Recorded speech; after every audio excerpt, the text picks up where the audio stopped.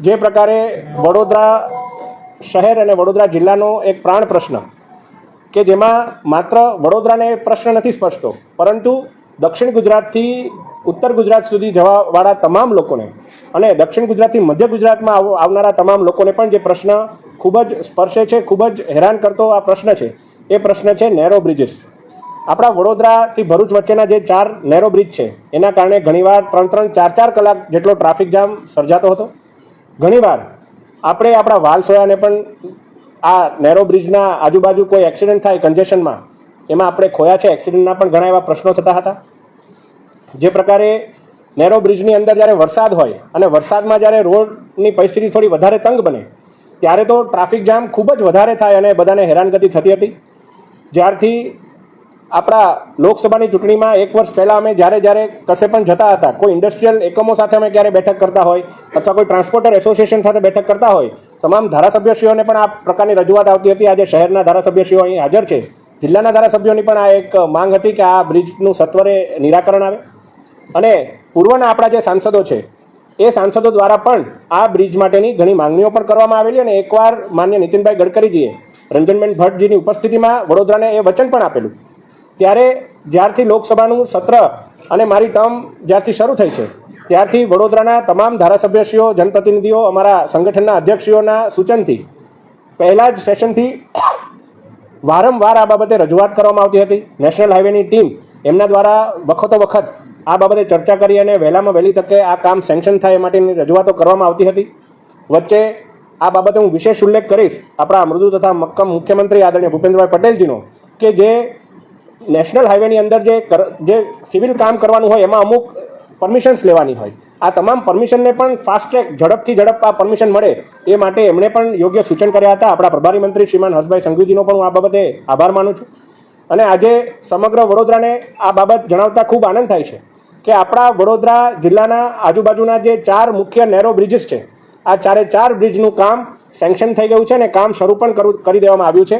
કામને લગતા જેટલા પણ ક્લિયરન્સીસ છે એ તમામ ક્લિયરન્સીસ હવે આપણી પાસે આવી ગયા છે અને સિવિલ વર્કના જે પ્રી વર્ક હોય, જેમ કે જ્યાં કામ શરૂ કરવાનું હોય ત્યાં પ્રોપર પાથવે બનાવવો, એના જે સેફટીના જે નિયમો હોય એના માટેના ક્લિયરન્સીસ લેવા, યોગ્ય ત્યાં કેમ્પ સાઇટ ડિપ્લોય કરવી, વર્કફોર્સ ડિપ્લોય કરવો, આ બધી જ બાબતોનું કામ હવે પૂર્ણ થઈ ગયું છે.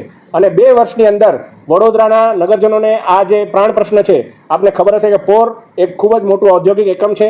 ત્યાંના મલ્ટીનેશનલ કંપનીઓ ઘણીવાર અમારી પાસે એવી રજૂઆત કરવા આવતા હતા કે આ બાબતને કારણે અમે એવું વિચારીએ છીએ કે અમે કશે બીજે સ્થાપિત કરીએ, કારણ કે આ બહુ પ્રાણ પ્રશ્ન છે.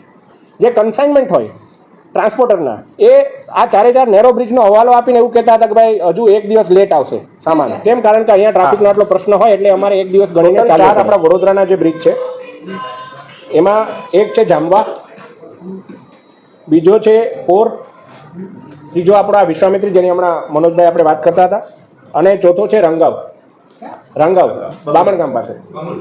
આ 4 જે મેઇન બ્રિજ આપણા જે છે કે જેને કારણે આપણા વડોદરાના નાગરિકોને હાલાકી પહોંચે, ઘણીવાર પોતે નોકરીથી આવતા પણ 2 કલાક લેટ ઘરે પહોંચતા હોય છે. એટલે આ મુખ્ય 4 વડોદરાના બ્રિજ છે એને વાઇડનિંગનું કામ શરૂ કરવામાં આવ્યું છે. અત્યારે જે 4 લેન છે એનું આપણે 6 લેન જેટલું હાઈવે છે એટલું જ આ બ્રિજ બની જાય અને એક સીમલેસ ફ્લો જાય ટ્રાફિકનો, એ પ્રમાણેનો પ્રયાસ છે. અને કોકડા પર ગયા ચોમાસાની અંદર દુર્ઘટના પણ સર્જાઈ હતી, 2 કામદારોને અને 2 મજૂરોને ઈજા પણ પહોંચી હતી. તો એનું બી આમ સાથે સાથે પ્રોજેક્ટના સંલગ્ન કામ થશે કે પછી એનાથી અલગ થશે? એનાથી અલગ થઈ અને મને લાગે છે કે હવે તો ઘણું એમાં સુધારો પણ આવ્યો છે. લાસ્ટ ટાઈમ જ્યારે આ પોરનો જે વિષય બન્યો હતો ત્યારે નેશનલ હાઈવેના જે હેડ ઓફિસ ગાંધીનગર છે ત્યાંથી આપણે ડાયરેક્ટરને બોલાવ્યા હતા તાકીદે અને એ બાબતે રજૂઆત કરી હતી. એટલે જે બ્રિજ સ્ટ્રેન્થનિંગનો છે એ આ ટીમ નહીં જોઈને નેશનલ હાઈવેની અહીંયા જે પરમનન્ટ ડિપ્લોયડ ટીમ છે એ લોકો એ કરવાના છે. અને આ જે પ્રોજેક્ટ આખો છે થ્રુ આઉટ વાઇડનિંગ માટેનો, એના માટેનું આ કામ આપણે કરવામાં આવશે. એને નાને તફાવત છે. જી બંને બાજુ જી. પછી એને મર્જ મર્જ કરશે સ્ટ્રેન્થન કરીને, કોઈ જ અસર નહીં, બાજુમાં જ આખું પેલું કરવામાં આવશે. અમુક ફોટોગ્રાફ્સ હું આપના પ્રિન્ટ મીડિયા માટે પણ સર્ક્યુલેટ કરીશ કે જેનાથી આપને ખ્યાલ પડે કઈ રીતનું કામ કરવામાં આવશે. જી જી, એ હું મોકલી આપું છું. આ બધાને એ બાબતે હું સર્ક્યુલેટ કરી દઉં છું. ક્યારથી શરૂ થશે અને કઈ- શરૂ થઈ ગયું છે, શરૂ કામ થઈ ગયું છે અને 2 વર્ષની અંદર આપણી નેમ છે કે 2 વર્ષની અંદર આ પ્રોજેક્ટને આપણે પૂરો કરવો છે. स्ट्रक्चर है जहाँ पर अभी ट्रैफिक चल रहा है, યસ, उसको हम बंद नहीं कर रहे हैं, वो ट्रैफिक वैसे ही चलता रहेगा और जो नए स्ट्रक्चर बनेंगे उनका एग्जिस्टिंग मूवमेंट से कोई कनेक्शन नहीं होगा, वो बिल्कुल अलग स्ट्रक्चर है। तो यानी कि जो एग्जिस्टिंग हमारा फ्लो है ट्रैफिक का वो यूजुअल रहेगा जैसे अभी, उसमें कहीं पर अगर कोई माइनर कोई डाइवर्जन होता है या फिर कोई एक छोटा सा मतलब फॉर द टाइम बीइंग जैसे कह सकते हैं 10 दिन 15 दिन या 1 महीने के लिए, उसके लिए हम लोकल एडमिनिस्ट्रेशन से अप्रूवल लेकर और उसके बाद उस ट्रैफिक डाइवर्जन को करेंगे और जैसे ही वो खत्म हो जाएगा हमारा ट्रैफिक डाइवर्जन का जो पर्पज है उसको फिर हम रिमूव कर देंगे। सर इसका प्रोजेक्ट कॉस्ट कितना होगा? इसका sir total project actually cost हम अगर बात करते हैं तो 600 करोड़ है, 598 करोड़ है।